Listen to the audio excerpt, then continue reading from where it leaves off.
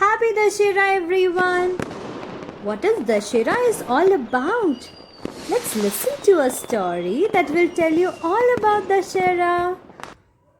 Look, what are those? Well, those are effigies of Ravan, his brother and his son, ready to be set on fire. Because today is Dashera, the day when we celebrate victory of good over evil. And these effigies represent evil. Well, you already know the legend of Lord Ram, that he was the eldest of the 4 sons of King Dasharatha of Ayodhya and was married to Sita. He was a brave, kind and wise prince, and everyone adored him. As he was about to be crowned king, one of his stepmothers forced her husband, the king, to send Ram into exile to a forest for 14 years and make her own son Bharat the new king. King Dasharath was heartbroken, but he granted her wish to keep a promise he had made to her long ago. Oh no! Sita and Lakshman, Ram's younger brother, decided to follow Ram, and the 3 of them began their exile. They met many interesting adventures on their way to the forest. They lived in the forest for many years, when one day, finding Sita all alone, Ravan, the demon king, abducted her and took her to his faraway kingdom called Lanka. Sita was kidnapped. Yes. When Ram found out, he set out with Lakshman to rescue his beloved wife. On the long way to Lanka, he met Hanuman. Hanuman, the strong, powerful monkey god? Yes, that Hanuman.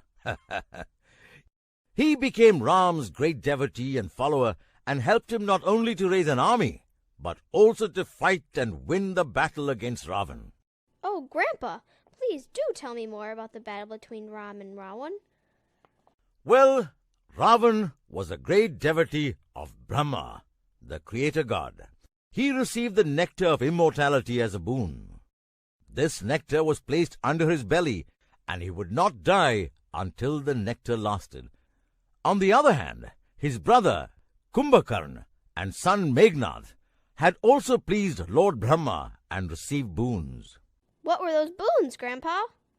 Kumbhakarna had wanted power over all celestial beings, but he accidentally asked for uninterrupted sleep. So he received a blessing that kept him asleep for 6 straight months in a year. That's strange. Yeah, Meghnad too had received a boon from Brahma, that he would never be defeated in a battle as long as he performed a special fire offering called Yagya before every battle. He had many powerful weapons and could even perform many magical tricks. Oh, God! During the battle between Lord Ram and Ravan, Kumbhakarna had to be woken up from his deep slumber, and it took lots of drums and trumpets to accomplish that mighty task. He was not as evil as his brother, so he tried to convince Ravan to accept defeat and return Sita to Ram. But Ravan did not listen to him. Kumbhakarna was later killed by Ram. And what about Meghnad, Grandpa? Meghnad used his powerful weapons to kill many in Lord Ram's army, and even succeeded in capturing both Ram and Lakshman in a trap made of serpents. Oh, no! How did they come out of it? It was Hanuman who sought help from Garud, the mighty eagle who is considered an enemy of serpents and is also the vehicle of Lord Vishnu, the protector god. He ate the serpents and rescued the 2 brothers. Great! Another time, Meghnad used his most powerful weapon, Shakti, on Lakshman, who lost consciousness. Is that when Hanuman flew to the Dronagiri mountain and uprooted it because he got confused about which special herb to take to save Lakshman's life?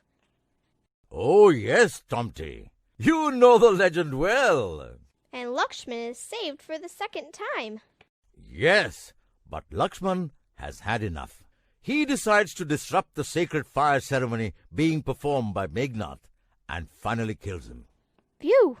Thank God. Now Ravan was the only powerful one left in his army, and as you know, he could not be killed because Of the nectar of immortality kept under his belly? Oh no! But Vibhishan, Ravan's brother, who had earlier joined the army of Lord Ram, gave out the secret. Yes. So Ram aims his arrow at Ravan's belly, and as it strikes him, the nectar spills over, and Ravan is killed. And that is why we celebrate this day. Wow! But Grandpa, did Ravan really have 10 heads? Well, legend goes that he possessed great knowledge, equal to the combined knowledge possessed by 10 people. So maybe those 10 heads indicate that. It is also said that he had 10 very evil traits in him, like anger, greed, jealousy, etc. The heads could even be a representation of that. He had so much knowledge, and yet he did something so bad. I mean, kidnap someone? Yes, that is one of the lessons we learn from this story, that when knowledge and intelligence are put to bad use, they can be very destructive. Now, let's go home and have some sweets.